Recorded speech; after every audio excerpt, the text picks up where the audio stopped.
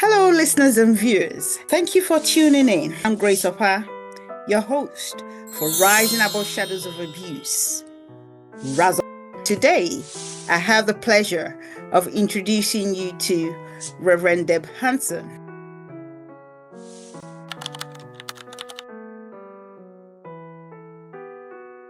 For example, when you talked about an elder speaking Cheyenne and wanting to pass it to the younger generation, I was wondering, do you think such elders should actually document the language or the teaching of the language so that it can be passed from one generation to the other? That's such an interesting question because so many of these traditions are oral as opposed to written down. But it's a time of where a lot is becoming a bit of a mashup in the best sense of that term.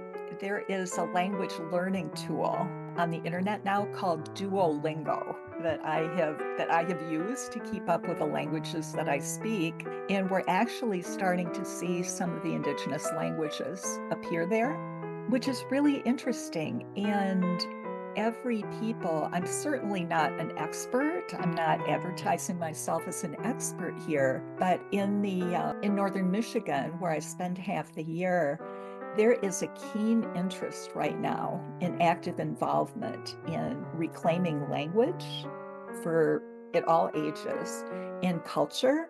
And I find that very exciting. And I know my friend is often frustrated at where she happens to live. You can't force these things. The interest and the excitement just isn't there right now. Spirit moves as she will. Thank you.